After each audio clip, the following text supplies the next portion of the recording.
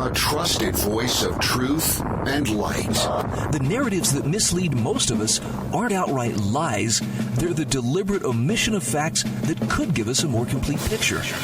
And a rally point for those who've accepted the reality that they are not sheep. The world needs your leadership, and the essence of leadership is using your influence wisely wherever you happen to be standing. This is the Bryan Hyde Show. Hey, once again, welcome to the show. And once again, I'm very happy to have one of my favorite wrong thinkers, Gary Welch, joining me today. Hi, Gary. Hi, Brian. I always look forward to Tuesday, and I would wish you a happy Thanksgiving, but it seems like our government officials have decided to cancel Thanksgiving on us. So I have an article here in front of me. This is from the Foundation for Economic Education, and the headline says, "Absurd Thanksgiving guidelines reveal an astonishing level of government overreach." And here's the subheadline: "When we get to the point where individuals find it natural for government to tell us how to take turns eating our Thanksgiving turkey, a pandemic is the least of our concerns." Talk about details. I mean, really getting down into your life, delving deep into it, of saying, yes, here's how you're going to eat together and take turns at the table. I mean, look, when I drove up to Idaho this last weekend, had a little pre-Thanksgiving dinner with my mom, just because I knew that she was anxious to see family. And every bit of the way through Salt Lake City, you know what I'm talking about, the big billboards, the UDOT billboards that normally warn of traffic hazards, they were all, stay home, wear a mask, help doctors, small gatherings. And it was like, wow, I just get this feeling there's this full court press. But here's the kicker, Gary. I'm not convinced that there's any kind of moral authority, or for that matter, even science, behind all those exhortations. And one of the things that I always talk about is don't believe the press per se, that you always have to realize that there is this agenda behind what they wanted to do. And sometimes what they are doing in the press is an indicator that the things are not going the way that they say they are. And these full court press that they're doing right now to, tell everybody, wear masks, don't gather together, don't have Thanksgiving, and all these things are indicators that they're seeing all of these signs that says that people are finally saying, forget you. We're going to do whatever we want to do anyways. Yeah. I mean, some people would just chalk it. I've had people tell me, you and your childish obsession with freedom. And it's like, really? That's a childish obsession? I don't know. To me, it's a matter of recognizing that there are legitimate limits on government power. And in this case, I just can't help but feel that government is overstepping its bounds in a big way. Case in point, what do you think the level of compliance is in terms of wearing masks in public, in Utah, for instance? I would say minimal. I don't even think it hits the 50% ratio right now. Really? Because, maybe I'm just not running in the right circles. I don't get out and about a ton, but when I go to the grocery store, or I go to Walmart or Costco, I'm betting that I see 85-90% of people wearing masks, which I'm guessing that the compliance rate is actually pretty high. Seeing somebody unmasked, I believe, is more of the aberration. But my point is, if masks are all that, then why do the numbers continue to go up? And for me, the obvious answer is, well, because it's a virus. And it's doing what viruses do. But apparently, government, well, if that didn't work, then we just need to do it twice as hard and with more penalties. And you bring up a very good point, which is we're seeing a lot of spikes, not only here in Utah where you and I are at, but in other states too. They're seeing all of these really big spikes coming up. And the question that everybody should be asking is why? Because you said these government actions were necessary to prevent these spikes from happening. And yet here we are in November. And we talked about this, I think it was about 2 weeks ago where we talked about this. Your normal flu season ends in May. Now, this is a very strong flu virus.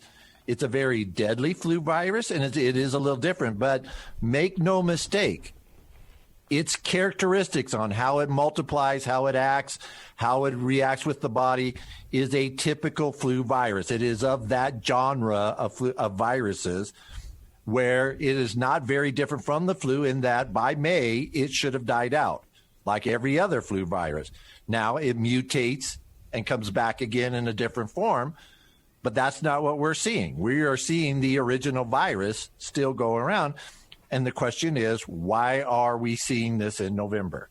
Right. Well, and, you know, I'm going back to this article. This is from Carrie McDonald from the Foundation for Economic Education. Do you realize there are public health officials right now advising you need to mask up between your bites of turkey and pumpkin pie? Yes. And don't chant. And don't talk loud. And if possible, do everything outside and, you know, have your windows open and ventilation. And it's like, well, my goodness, why don't we just wrap ourselves all in saran wrap and be done with it? But that's just the way it works. Is if you start. There's an old story like, you know, if you want to take over and become a tyrant, you know, you walk into a crisis and then just start issuing orders. And then when people start obeying, you just start issuing more and more orders. And eventually everybody's just following along and you're in charge. And this is exactly what government is doing. And what happens is they got you to bite on all of these other things. And now they're just cranking it up of, all right, let's see how much we can do. You know, husbands and wives don't kiss each other. Let's see how far we can take this thing before you guys just, you know, say, hey, that's enough. Right. Well, John Miltimore says, look, viruses are bad, but you know what's worse? Mass fear. And I think that's why we speak up. That's why we say what we're saying. This is not just a matter of, hey, government's an easy target. Let's punch on it for a while. It's because this is very destructive. This mindset is taking us to places that we may not really want to go, but few people seem to be thinking clearly and independently about what the likely path or trajectory is if you follow all of these mandates or if you allow people to assume that kind of control over your life. And so to your point, I would say there is that part of it where we are seeing compliance, like with the mask, because they do believe it. They believe the rhetoric. And I'm not one of those individuals that are even arguing it. I think it's a moot point of whether or not masks are effective. That's the wrong argument to have. The right argument to have is it necessary for our government to mandate masks? Because the way I look at it is this. I am pretty sure that I got COVID. I'm pretty sure I caught it in the very early stages. And so from my perspective, I'm immune and I cannot infect anyone. But I still would wear a mask. Why? Because if you saw me without a mask, that would cause apprehension on your part. And I'm that type of individual that says, look, I don't want to cause you any undue fear or approbation or anything like that. I will just wear a mask to make you feel comfortable, and it doesn't bother me because it's a minor inconvenience. But the government mandate for masks, that's where it gets different. Same with vaccinations. If you say, Gary, you should get a vaccination. In fact, I'm going to go down and get a flu vaccination because I do every year. I'm not one of those guys that are paranoid about vaccinations.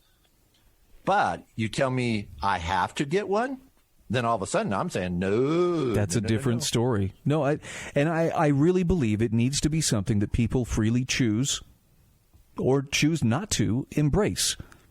And I'm much the same way. I don't care if somebody wants to wear a mask because it makes them feel more secure. By all means, do it. But I have serious heartburn about the idea that, you know, not only does the state need to mandate it, but they need to back it up with fines and threats. And sadly, this is falling, I think, hardest on businesses. I talked last week about how I became aware that the health department is actually sending spies, informants, into businesses to check and see.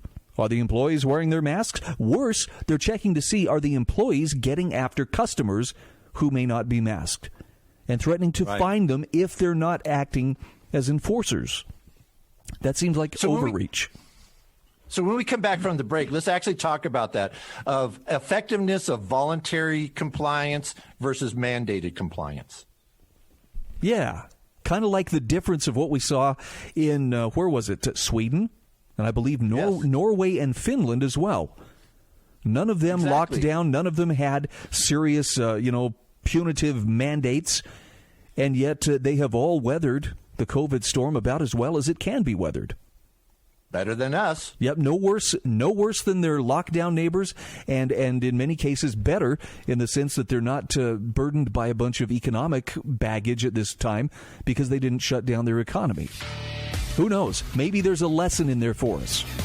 All right, Gary Welch is my guest. We'll be back just the other side of these messages.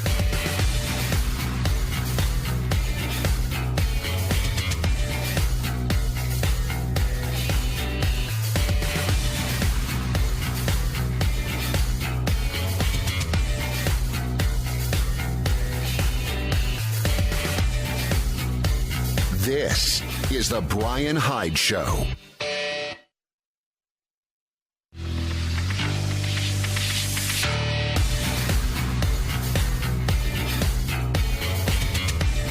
This is the Bryan Hyde Show. Hey, once again, welcome back to the show. My guest is fellow WrongThinker Gary Welch. And yes, we are talking about the COVID response. Now, Gary, as great as it is to complain about this, you know I like to complain about it, but we also want to talk about solutions and maybe even a little justification of why it's okay to question when government does things that it shouldn't. In this case, I really think we're seeing abuse of power. And the big question on my mind is, why don't more people recognize it as abuse? Is this just a function of fear clouding their thinking? This actually is a part of a much larger situation that I think that we who are what I would classify as politically awake, and especially those who are politically active, have this mistaken belief in the American voting system. And that big mistake that everybody makes is that the average voter, not the really dedicated political types, but that the average voter, which is about 90% of them, if you want to categorize it, really doesn't know, really doesn't care.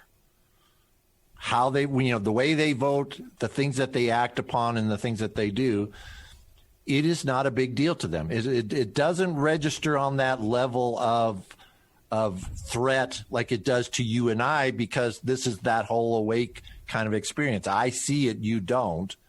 I'm aware of it, you're not. I'm concerned about it, you're not. That there really is a lot of people out there that either don't care or just don't know.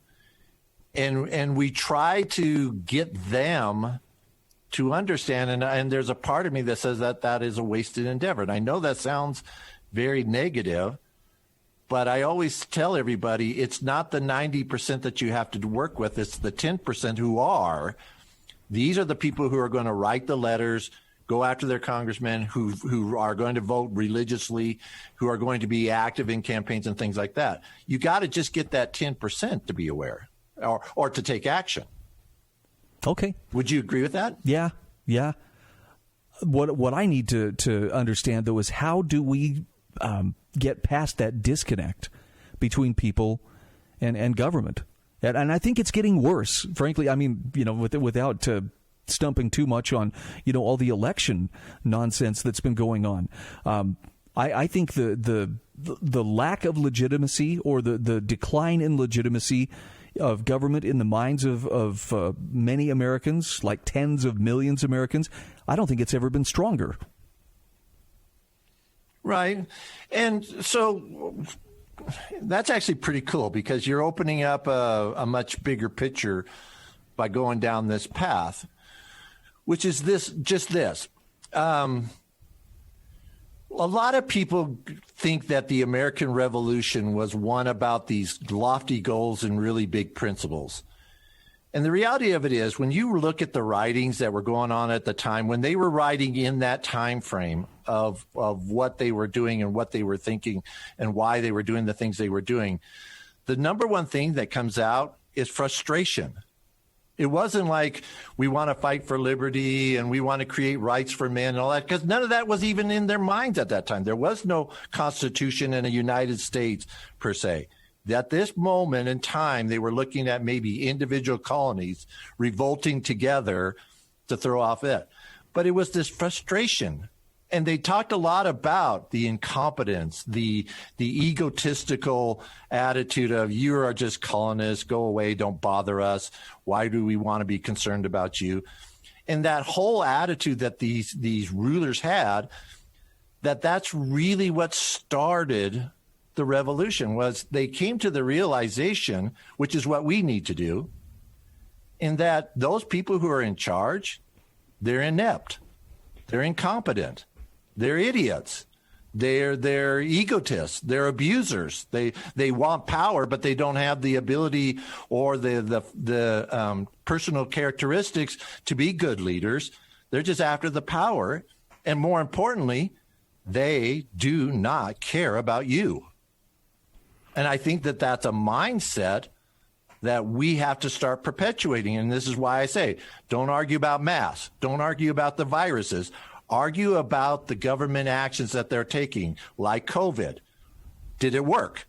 Did it do what they said it was going to do? Did it have the impact that it had?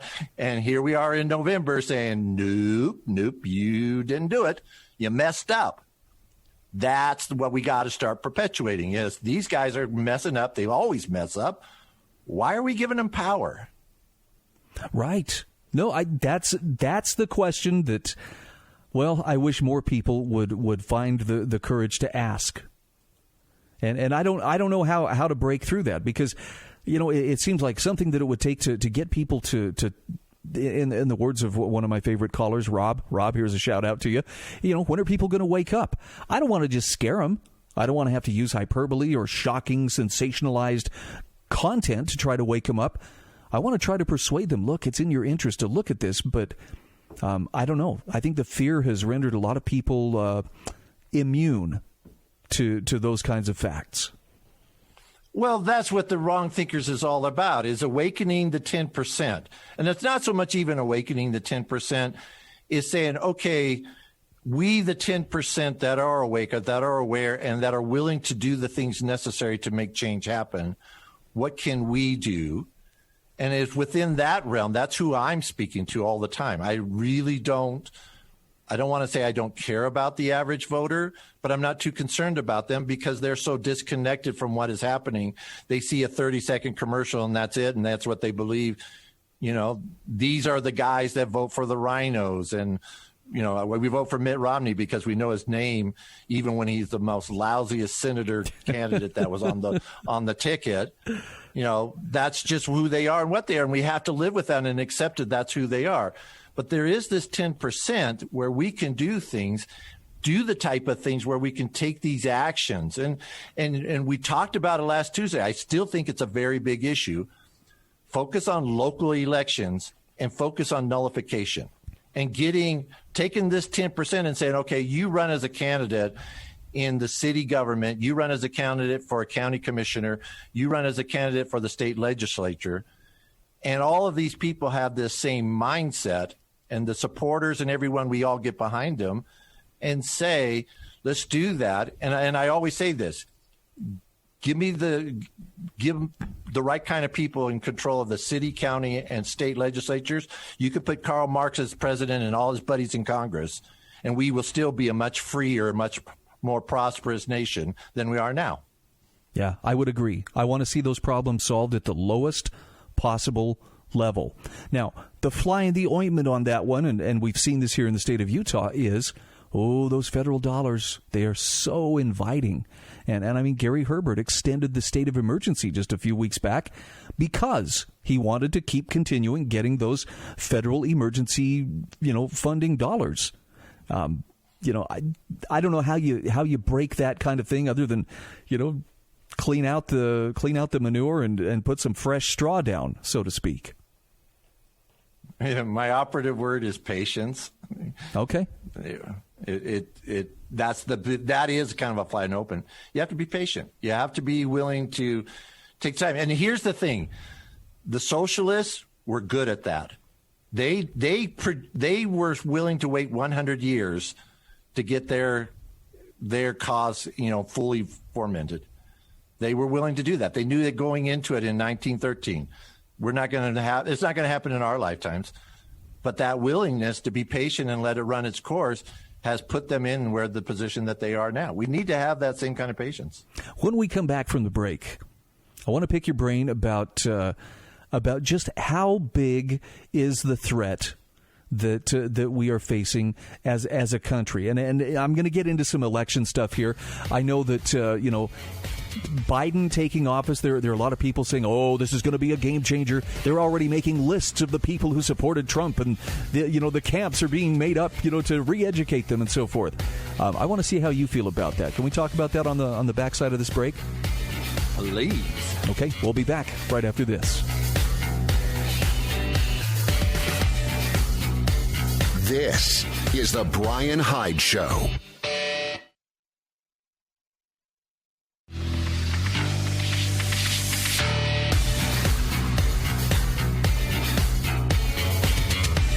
This is the Bryan Hyde Show. All right, welcome back to the show. Gary Welch is my guest. We are deep in WrongThink right now. So, Gary, I feel pretty safe going after this topic. So, the media and certain political circles have already basically coronated Joe Biden the office of the president-elect. I mean, there's kind of a Muppet show going on right now that tells us this thing's a done deal. I personally don't think that it's a done deal till the Electoral College has done its part. The vote has been certified and so forth. And it's not because I'm holding out that Trump has to win. I'm just saying they're a little premature. The cart seems to be before the horse. But I have to ask you, how seriously do you take the threat posed by a Biden presidency?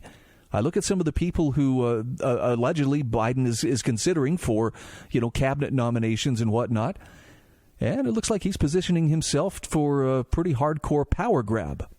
What are your thoughts?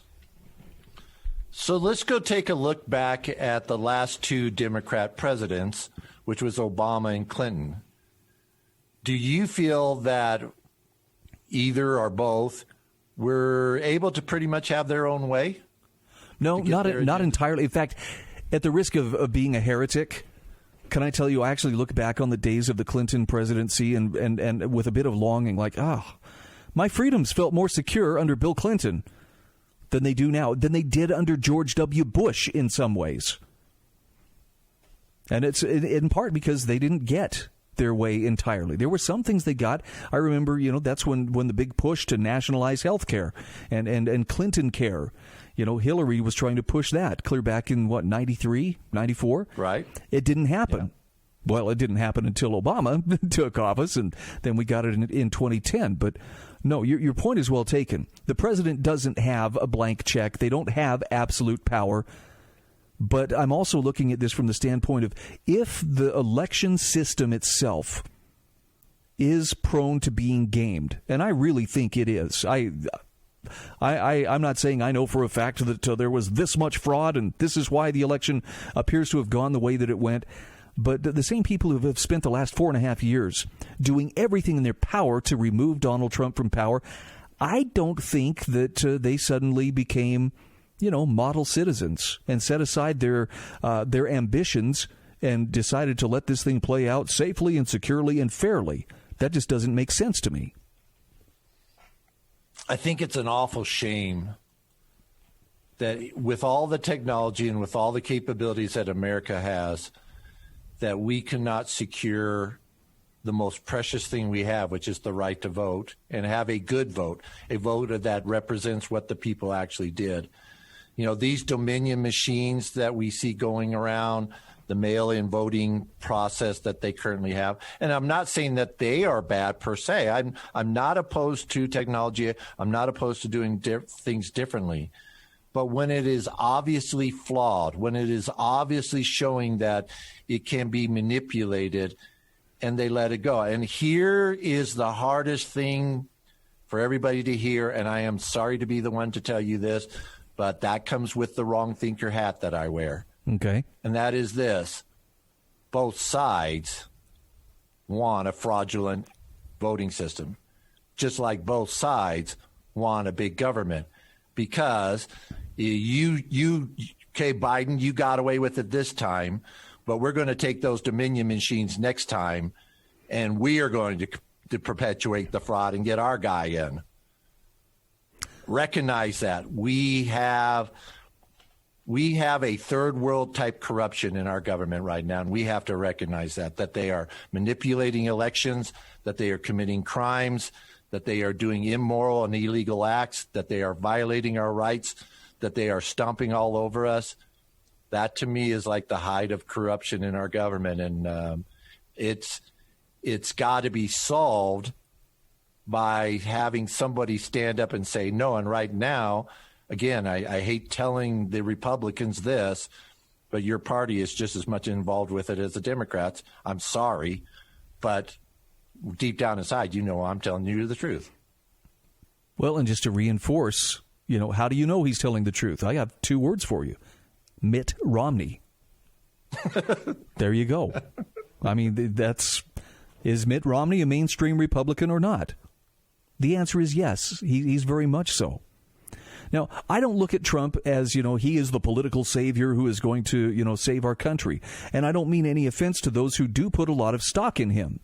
I do think that the Republican Party probably needs Trump more than he needs the Republican Party. And there will likely be a parting of ways, I guess, when the dust settles from all of, what's going on right now. And Trump, I think, is going to take a pretty sizable faction of the American voting public with him. But there's a part of me that says, but maybe that doesn't really matter as much as we think if the system can be gamed by those who count the votes or those who report on the votes. I don't trust the media in the least. And I'm grateful to see that the faith in the media, including Fox News, is dropping like a stone. I think that's actually a good thing, and it makes me hope that maybe it portends a time when people will think a little more clearly and independently about the information that they're accessing to, learn what the world is around them. So we have to. So like with the Joe Biden presidency, it can be a good thing. And everybody's going, what? What are you talking about, Gary? How can that ever be a good thing? And that is if someone like Biden with his agenda and Kamala with her agenda and what they have going on, if that creates within the 10% of those who are politically aware the capability to give us the motivation to go out there and say, okay, that's enough. We're stopping this. And we put up that resistance. That's the thing, is we got to put up that resistance to say, no, you're not going to get away with this. We are going to stop you. That, to me, would be a very good thing in this country, and that starts the reform. That starts the change. I just am not very confident that the GOP, based upon what I saw during the Obama regime, I'll call it that, I just don't see them doing it. Well, I have to wonder if this election is going to be the straw that breaks the camel's back, and in many ways breaks that trust, what remains of that trust between the American public and Washington, D.C. And I know that sounds cynical. I know that sounds like, oh, Brian, well, what would happen if people didn't trust Washington, D.C.? And I'm like, best case scenario, maybe the states and cities and communities would withdraw their support and start solving problems on their own without turning to Washington, D.C. with their hat in their hand saying, please, may we do this? So to promote your book, Embrace Capitalism, it actually talks about that, in that we should have a healthy distrust of government, but more importantly, we should have just a realistic view of who they are. And it's just what I got back with the founding fathers of what they saw government as. And that is, these guys are no smarter than us. They're not better than us. Human beings as a whole, we are absolutely horrible about predicting the future.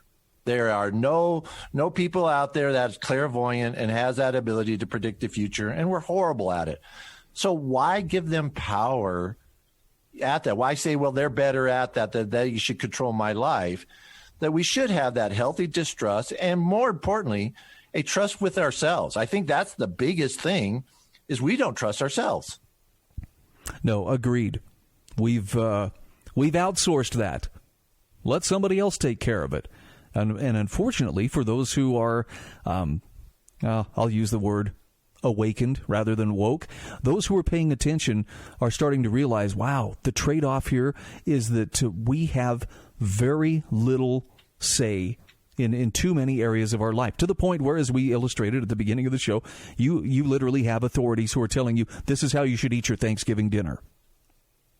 And a lot of people are okay with it. All right, masks on, everybody, till the taters are done, or whatever. And if I tell everybody your government is incompetent, I'm not thinking like 90% are going to come back and say, Gary, you're wrong. Just the opposite.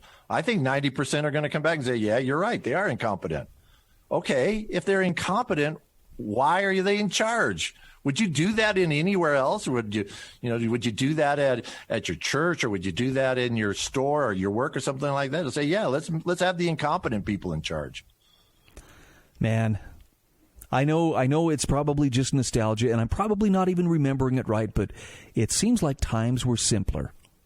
And I'm not a big fan of whatever difficulty level we're living at today. I'd like to go back to one of the easier times, if such a thing actually existed. But I think we have to make that choice to go there ourselves. Nobody is going to lead us there. We got to take a quick break. Gary Welch is my guest. We will be back just the other side of these messages.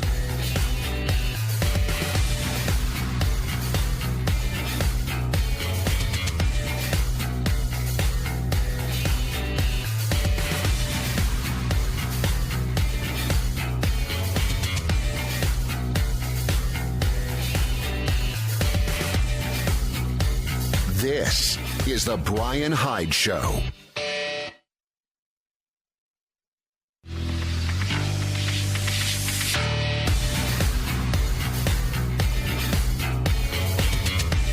This is the Bryan Hyde Show. All right, we are back engaging in WrongThink with my fellow WrongThinker, Gary Welch. And Gary, I appreciate that I get to pick your ample brain each week. I think you've got some great answers. I think you've got some really solid ideas about where our focus can be. We're not helpless. So nobody should mistake this for, oh, you guys, listen to you, bleating like sheep. Somebody come save me. We're not helpless, but I'm sure frustrated. And part of it stems from the fact that the government is, I think, largely unresponsive, that it's so easy for it to play on fears to get people to fall into line. It's a little frustrating, too, that so many of our fellow citizens are easily manipulated. I don't think they're dumb. I don't think they're evil. I just think they have underestimated how easy it is to have your chains yanked and be stampeded in a predictable direction. Yeah, before I answer that, there was just as you were talking, it just kind of came to mind is we should probably do like a video of the show and let everybody listen into the conversations that you and I have during the breaks. I mean, there's some lively conversation that goes on. If you think the show's good, you should see what happens during the breaks, because me and Bryan were going back and forth about this. And that's just the whole thing about government mandates. That the government is going to get better results than what we would do on our own. And they use things like fear and like, well, everybody's going to disobey it and everybody's going to do this and it's going to kill you or it's going to cause this problem.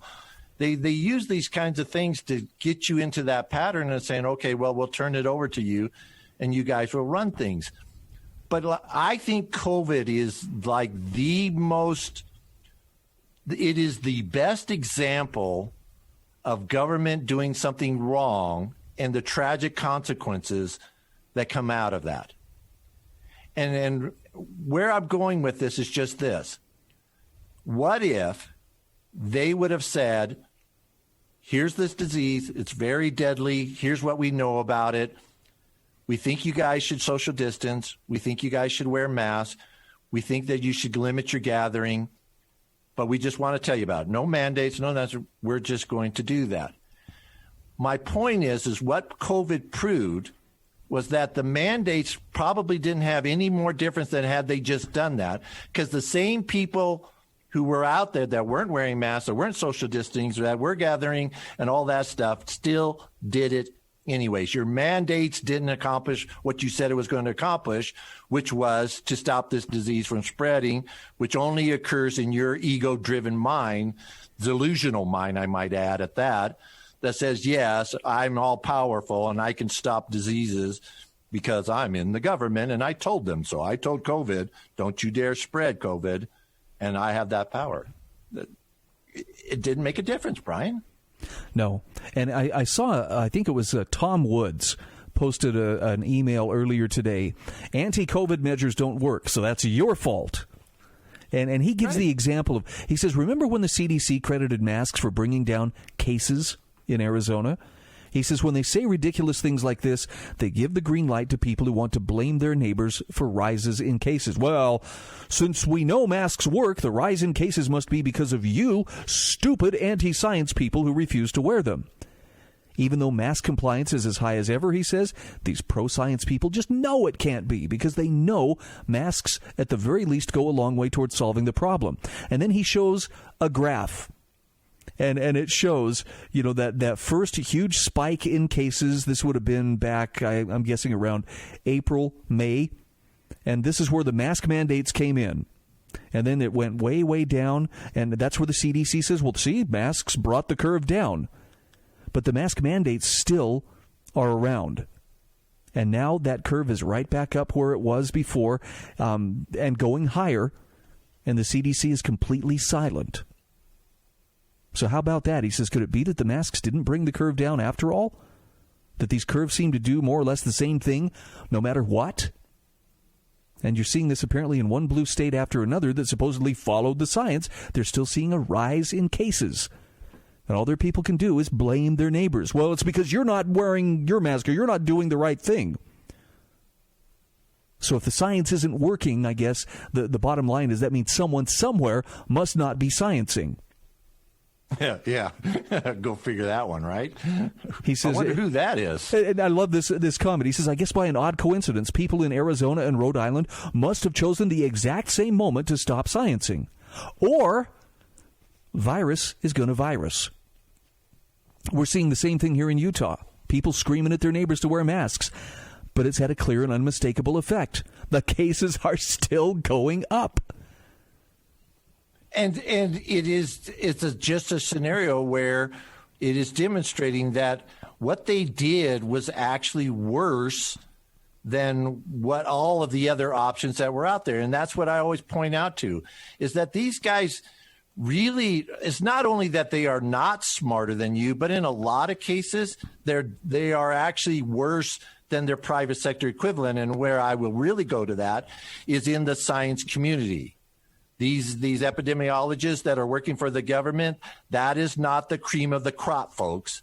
That's the leftovers that the big labs like Abbott and Lilly and all those other guys, they snatched up all the good ones, and whoever was left over went into the government service. And that's typical of government service.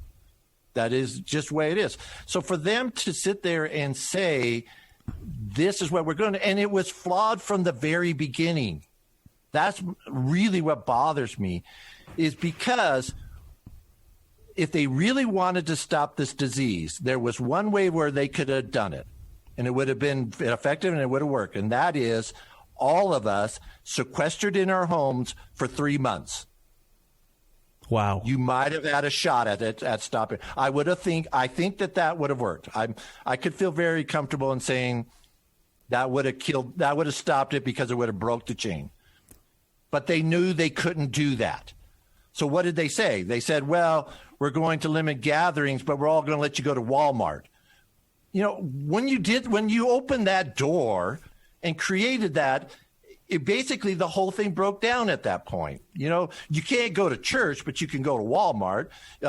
You can go to restaurants now, and we're going to open that up, or we're not going to do this, we're going to do that. That whole thing of like, well, we have to do these things, so we're going to open it up, but we still think this is going to work.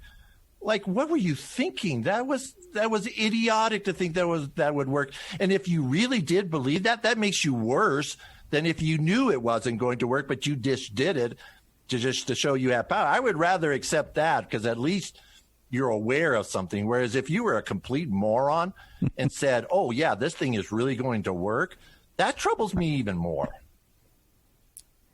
So where do we go from here? We're down to about 2 minutes left in the show. Gary, if you would, go ahead and, just solve all of our problems. There you go. Go ahead. Yeah, I'm on my soapbox. I'm going to take advantage of it. No, there are some solutions, though, that are being overlooked. And not all of them have to do with COVID. Not all of them have to do strictly with politics. But they all have something to do with understanding that there is a proper, legitimate role for government, and there are improper and illegitimate things that government may be asked to do. If you can't draw that distinction, or if you're uncertain, that doesn't mean you're dumb, and it doesn't mean that you need to go stand in the corner. It just means that maybe it's time to bolster that knowledge and remember that when it comes to making those decisions in your life, nobody is better qualified. Nobody has the information you have to make the decisions about what is best for you and yours. Central planners can't do it. And that is to me the epitome of big government's failing, is a very small elite group of people try to make decisions for everybody else, thinking they have the expertise or they have the authority or they have the knowledge to do it. History has shown us they don't. So that's a responsibility we have to take ourselves. And as wrong thinkers, we need to be strategic about our approach. So this is kind of if you guys are getting me tired of me saying this all the time, let's start doing it. Stop arguing about the mask. Stop arguing about COVID. Start arguing about inept and bad government decisions, because people are still afraid. They're not going to accept your argument about masks. They're not going to accept your arguments about COVID. Yes, you're right, but they're not willing to accept that. But if you say we have an inept government, they're going to go, yeah, you're right, we do. Start pointing that out and start building that case that these guys are inept and they're wrong and they killed a lot of us because of their bad decisions. Okay, I want to invite everybody, go to my website, thebryanhydeshow.com. You will find the show notes with lots of great links to the articles we discuss. You're also going to find the ability there to subscribe to the podcast, so you can listen at your own leisure. You can also become a patron and supporter of this show. And Gary, I thank you for joining me once again. Have a very happy Thanksgiving. The non-Thanksgiving, you mean? Because we're not supposed to have one. Have a great super spreader event. That's what I meant to say. This is the Bryan Hyde Show.